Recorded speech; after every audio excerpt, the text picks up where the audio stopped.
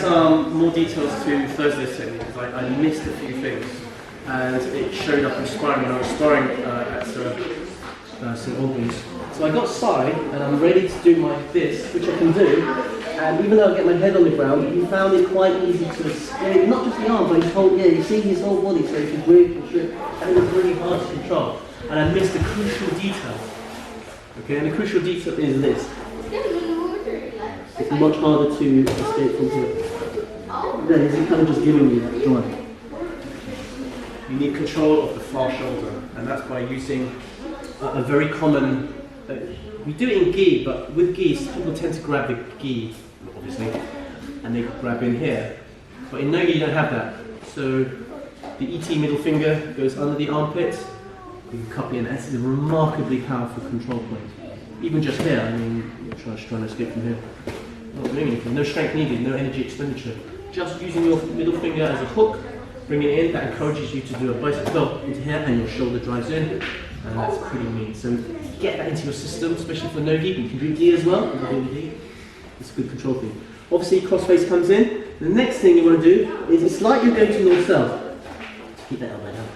It's like you're going to north-south here, which means my head now angles here, falls into the hole.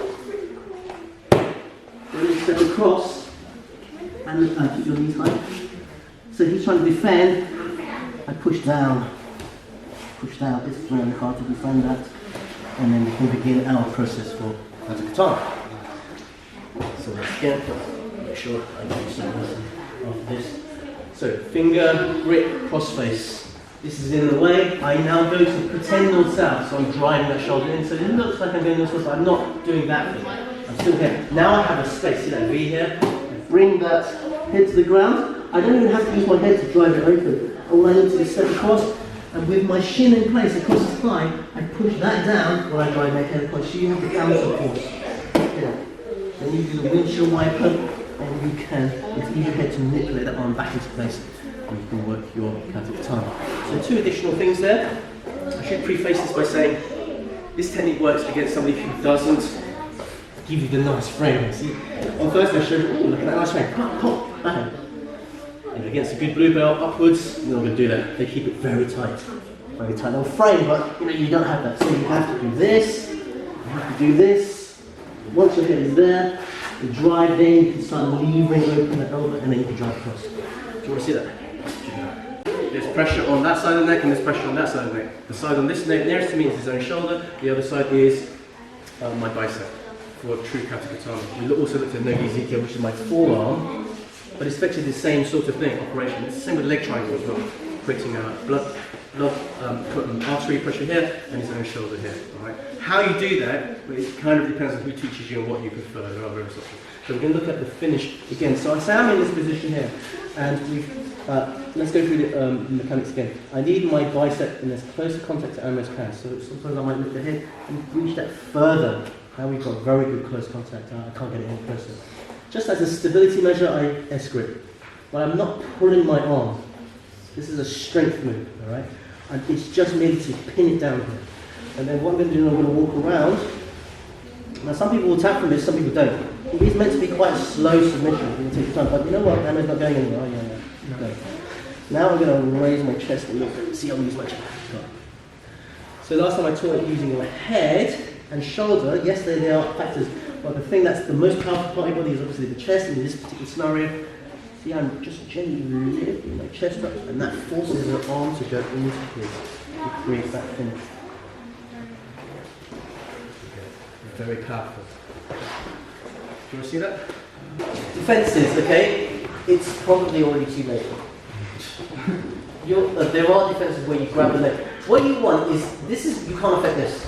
This is going to happen. Because this bicep is, I'm already passing out, this bicep is flush to my neck. You can't change, you can't affect this. There's no amount of pull that can prevent this. So get the bicep in, no amount of pull I can get that in. You can affect how your own shoulder operates, and that's the key. That's the key. The closer my shoulder gets, as when he puts the squeeze on, I'm already going to go out. Like there's nothing I can do, no matter how much strength I push out. Because the shoulder, the elbow can move, but the shoulder's still here. So people are doing this, but the shoulder hasn't moved. The shoulder is what's going to finish me off. My own shoulder. So loosen it up. So at this stage, when he has transition, bang. Some people do this. See my shoulder? You know, when he's stronger, then he's going to finish this off. You see, my shoulder goes in. My shoulder. This is nothing. But this just delays the inevitable. Another thing that people do is this: the telephone hold. So look at my shoulder. There's quite a big gap. Finish it off. It's going to get me anyway, right? Because my own shoulder will go in. It's just a little bit harder for him, but he will finish it off. So what can we do? Steve showed a good amount of what it was, but anyway, another thing is I'm trying to move away. See the shoulders far away. And now his katagatame is not working because it's now working on a different part of my anatomy. But it's still dangerous because as we saw, he's going to jam into and Nogi Ezekiel. It's the classic setup. I'm here, he almost threatens, and he knows that my only direction is to go here, and he works like a rear naked style choke grip. And he's like this. So that's my favourite little transition of those two, and you can see why. Because apart from a few sessions of beginners judo, but they show this a lot. And for Niwaza, judo has some of the best Nogi techniques you will ever come across. They are tight for many reasons, but man, you think like judo is all grip game. Yes, it is, right? But when you see the Niwaza, you think, damn, it works. What it is for us jiu-jitsu guys, we don't train the judo Niwaza specific techniques, so we kind of get caught. It's easy to get caught. You can see a white belt comes in and goes, I don't look at judo. They'll catch you with their version of the katagatame because we're just not used to it. So this time it's from just like a headlock version of the scarf hold. Yeah. But we're gonna make the problem that I do when I do this is that it's look at Wayne's head. He's just relaxed here. I'm holding her, and Wayne just basically bridge out whatever you want to do on the out. It's quite easy to escape. What you want to do is make sure his head is lifted. And when the head is lifted, you have space to put this one here. Now it's much harder to manipulate you. So if you can try and escape. But yeah, it's harder when your head is lifted, right? Mm-hmm. I'm not cranking his head. You'll see someone doing that. We've been catch wrestling. Here I'm just holding my leg. And what we're going to do is we're going to put pressure, lift up, push. Make sure his head's off the ground. You can't roll me from here, can you? Yes. Shove. Yeah, maybe, but I'm always got the upper hand in that respect. You stop. Just drop your head. Yeah. Good. Thank you for that. Good. So we're here, and if I want to just elevate this arm. What I'm going to do is use this to go around. My hips go forward, and he thinks I'm free. I'm free, but no. This is actually what we're going to set up. And the head goes down. Same thing again. I can grab here, and we just squeeze it in for the same technique, but from a different setup, and you are slightly more elevated. Did I do that right? With the shoulders off the ground. Where's going to do it on there and give a little more work? Well, the shoulders off the ground, so I can't move. So, like you say, that already sticks in. This scarf hold is, you get in this position a lot, don't you? It's not too hard to get into. And as a jiu-jitsu, I remember this one, I just escaped. And you probably could, but with my head lifted off the ground. So, the grip that you were saying, I think you work well here, under here as well, because that will allow this arm to escape how you want it to. So you can hide here and then just let him wiggle around. This comes up. Yeah, if it doesn't get stuck in here as well, you can just transit to here, back of the elbow, which is you're still using your head and your. You're still using my own shoulder against it, and your bicep was flushed away. And my head to. And your body weight as well. If you want to lift your body weight. So go through it step by step. So you get to normal scarf hold like this. This should be familiar to everyone. Even you go through it. Nice leg grab sometimes helps as well because that makes their shoulder raise, which gives you the tightness on the arm. How many people have been stuck like this with Wayne swearing? So another way to do the scarf hold, which is probably a better way to set this up, which happens a lot. Instead of trapping the arm, you can actually just do scarf hold from here. So you just grab the elbow and pull him tight. It's just as effective. Because he's going to push against your face, which is what you want.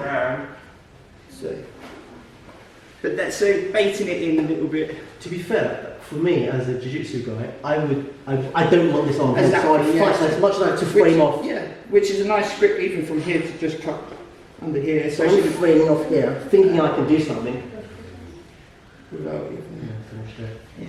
Or again, like you say, to Oh, you can transition to the flat bending down. Yeah, because you've already got a position.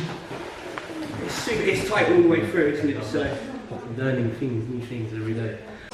Katagatame is not just a top person's position. If I can find a way to,